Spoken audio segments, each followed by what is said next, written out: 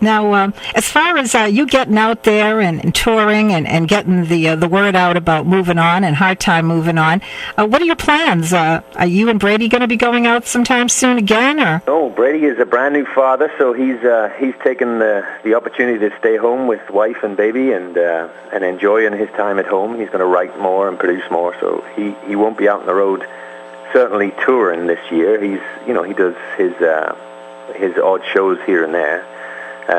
And we're actually on the road, and I have a dog and a home back in Nashville that I've seen odd weekends here and there, and right. We've been hitting the road for the last 2 or 3 months.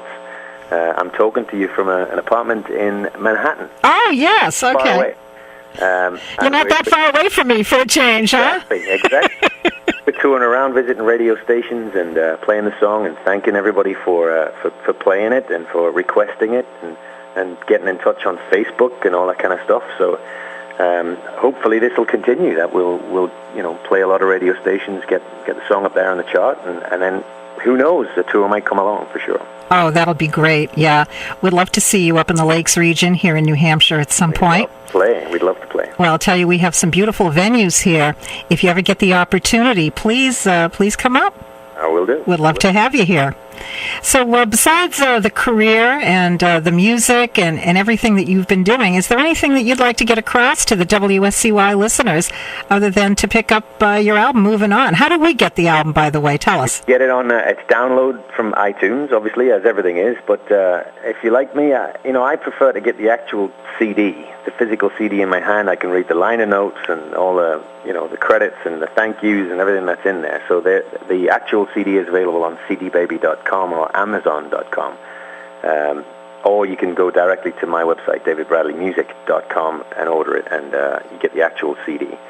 The only other thing to add, really, is that this is the world of independent music right now. It's the way the music business is changing, and I don't have huge teams of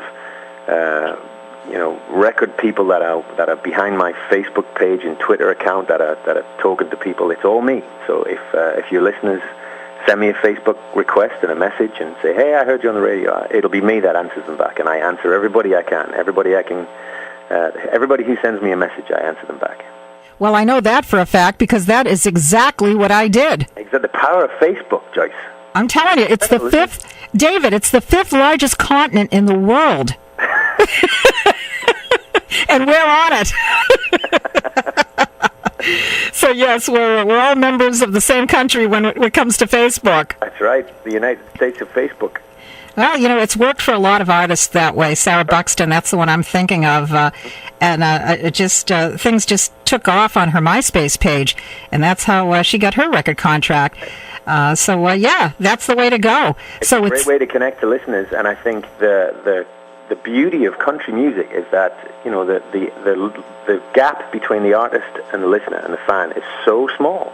You could just reach out and kind of contact everyone directly, and by and large, I think most of the country artists, contact people back. I certainly do, for sure. I want to know who's out there, who's listening, and what the music is doing to them. Now, you are actually on the other side of the microphone too. You do a radio show.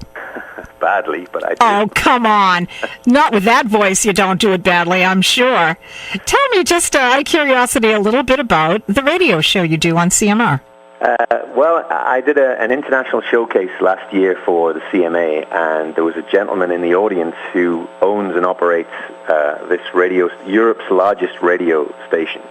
And he's also the chairman of the British Country Music Association. And he contacted my publicists and asked for an interview because it was a Brit in Nashville playing. And we did an interview on his radio station. At the end of the interview, he said, "Listen, one of my jocks is leaving to have a baby. And so she's leaving me with an open slot. Would you be interested in doing a radio show?" Well, I'd never done one, had no idea if I could even carry it off. And he said, "Give it a try." So I started, and it's a great way for me to find new music. I try and keep it, as you guys do, your format. I try and keep it brand new. I look for emerging, breaking artists, and sometimes just the songwriters. If I find a great song that I hear being played in Nashville, I bring the songwriter on the show and just do an interview and find the story behind the song. That's really what moves me in music, is the story behind each one of those songs that I love. So to bring the actual songwriter on or the artist on and chat to them is, it's great. I'm loving it. I'm loving doing it. Well, there you go. That's why I love doing what I'm doing, too, because I get the story behind your song today. Oh, there you go. So, yes, it's a Hard Time Moving On. Yeah. It's the latest single from David Bradley's Movin' On CD. Not his first one, but the one that he released here in the States. Yeah. And we're so happy that you did. And I'm curious about some of the other songs on the CD. Let's chat about them a little bit. Now, I know you didn't write them all, No. but which ones that you wrote do you like best on this CD? I love Someday. I'm pleased you picked up on that one. Someday We'll Get It Right really speaks to me, It's a very personal story. Now, were you the writer or co-writer? Co-writer on that. John Wiggins and I wrote that. Right, okay, yep. The single that we had out last year, Soak It Up, was Brady Seals and I. We wrote that one, and it had a great response. I love playing it live.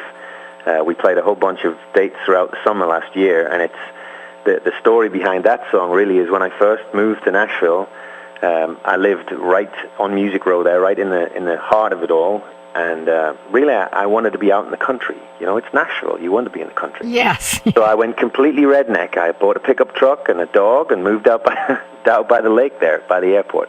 Nice. There you go. So you got the full experience, huh? That's right, the full redneck Riviera experience. And I was just saying to Brady one day, man, who needs the Caribbean? There's a beach here, there's barbecue pits, girls, sunshine, water. Nice. Just get out by the lake and soak it up. And we wrote that as a single. We wrote that as a song, and it came out as a single last year. And it's a great live song. We love playing it. So. That's a good one. I would venture to guess that you had something to do with the writing of 2 Months Tuesday. Yeah, well, the story behind that was when I first moved to town. I was dating a girl back in the UK for almost 10 years. Are you serious? Yeah. You kept it going? It was long distance, but she stuck with me. For 10 years? Almost. And she stuck with you? She did. Well, as soon as I moved to Nashville, she didn't. But she didn't come with you, huh? Decided not to? Yeah, but I'd been in Nashville 2 months Tuesday, and the Wednesday, 2 months later, she came over to visit. So that's what. Oh, I see. Yeah.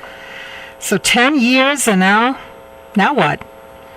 Well, now we move on. Yeah.